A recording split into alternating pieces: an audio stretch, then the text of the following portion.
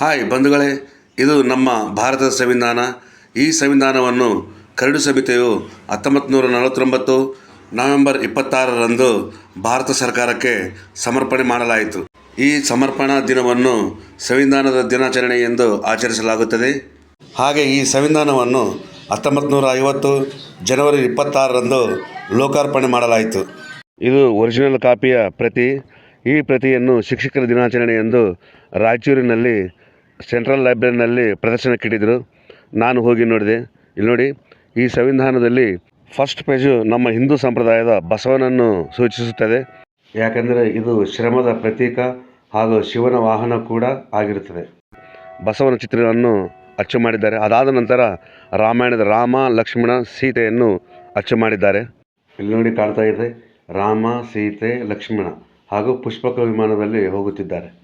ಅದಾದ ನಂತರ ಕೆಲವು ರಾಜರ ಇತಿಹಾಸದ ಚಿತ್ರಗಳನ್ನು ಅಚ್ಚು ಮಾಡಿದ್ದಾರೆ.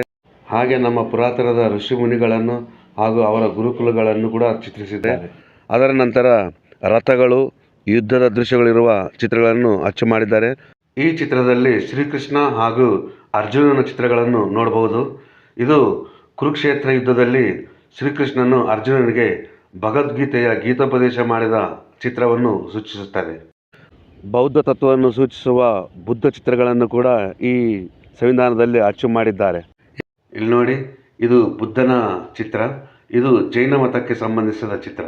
ಇನ್ನು ಕೆಲವು ಪುರಾಣ ಕಥೆಗಳನ್ನು ಹೋಲುವ ಚಿತ್ರಗಳನ್ನು ಕೂಡ ಮುದ್ರಿಸಿದ್ದಾರೆ. ಇಲ್ಲಿ ನೋಡಿ, ಇದು ನಮ್ಮ ಪುರಾಣಗಳಲ್ಲೇ ಬರುವ ದೇವತೆಯರ ಕಥೆಗಳನ್ನು ಹೋಲುವ ಚಿತ್ರ. ಇದನ್ನೆಲ್ಲ ನೋಡ್ತಾ ಇದ್ದರೆ ನಮ್ಮ ಸಂವಿಧಾನದಲ್ಲಿ ಹಿಂದೂ ಧರ್ಮದ ಸಂಕೇತಗಳನ್ನು ಸೂಚಿಸುತ್ತಾ ಇದು ಹಿಂದೂ ರಾಷ್ಟ್ರವೆಂದು ತೋರಿಸುವ ನಿರ್ಧಾರವನ್ನು ಅಂಬೇಡ್ಕರ್ ಅವರು ಮಾಡಿದಂತೆ ಕಾಣುತ್ತದೆ. ಈ ನಮ್ಮ ಭಾರತದ ಸಂವಿಧಾನವನ್ನು ಅಂಬೇಡ್ಕರ್ ಒಬ್ಬರೇ ಬರೆದಿಲ್ಲ. ಅವರು ಕರಡು ಸಮಿತಿಯ ಅಧ್ಯಕ್ಷರಾಗಿದ್ದರು. ಅವರ ಅಧ್ಯಕ್ಷತೆಯಲ್ಲೇ ಸುಮಾರು 292 ಜನ ಸದಸ್ಯರು ಕೆಲಸ ಮಾಡಿದ್ದಾರೆ. ಈ ಸಂವಿಧಾನದ ಕೊನೆಯ ಪುಟದಲ್ಲಿ ಅವರ ಎಲ್ಲ ಸಿಗ್ನೇಚರ್ಗಳನ್ನು ನಾವು ನೋಡಬಹುದು.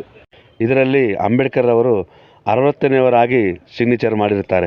ಈ ಎಲ್ಲ ಸದಸ್ಯರು ಒಬ್ಬೊಬ್ಬರು ಒಂದೊಂದು ರೂಲ್ಸು, ಒಂದೊಂದು ಆ್ಯಕ್ಟು, ಒಂದೊಂದು ಕಾನೂನನ್ನು ಮಾಡಿದ್ದಾರೆ. ಆದ್ದರಿಂದ ಈ ಸಂವಿಧಾನವನ್ನು ನಾವು ಒಬ್ಬರೇ ಬರೆದಿಲ್ಲ, ಎಲ್ಲರೂ ಸೇರಿ ಬರೆದಿದ್ದಾರೆ.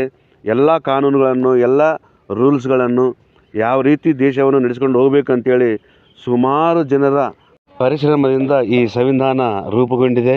ಆದ್ದರಿಂದ ಈ ಸಂವಿಧಾನ ಬರೆದ ಎಲ್ಲ ಮಹನೀಯರಿಗೆ ಹಾಗೂ ನಾಯಕರಿಗೆ ನನ್ನ ಕೃತಜ್ಞತೆಗಳನ್ನು ತಿಳಿಸುತ್ತಾ, ಈ ಸಂವಿಧಾನವು ರಾಮನನ್ನು ಒಪ್ಪಿಕೊಂಡಿದೆ. ಆದ್ದರಿಂದ ರಾಮನ ಆದರ್ಶಗಳನ್ನು ನಾವು ಪಾಲಿಸುತ್ತಾ ಜೀವಿಸೋಣ. ಜೈ ಶ್ರೀರಾಮ್. ಭಾರತ್ ಮಾತಾ ಕೀ ಜೈ. ಹಾಗೆ ಈ ಸಂವಿಧಾನದ ಪ್ರತಿಯಲ್ಲಿ ಶಿವನ ಪ್ರಸಿದ್ಧ ಭಂಗಿಯಾದ ನಟರಾಜನ ಚಿತ್ರ ಕೂಡ ಇದೆ ಅಂತ ಕೆಲವರು ಹೇಳ್ತಾರೆ. ಇದನ್ನೆಲ್ಲ ನೋಡ್ತಾ ಇದ್ದರೆ ನಮ್ಮ ಸಂವಿಧಾನವು ಹಾಗೂ ನಮ್ಮ ಡಾಕ್ಟರ್ BR ಅಂಬೇಡ್ಕರ್ ಅವರು ಹಿಂದೂ ಧರ್ಮವನ್ನು ಪ್ರತಿಬಿಂಬಿಸುತ್ತಿದ್ದಾರೆ.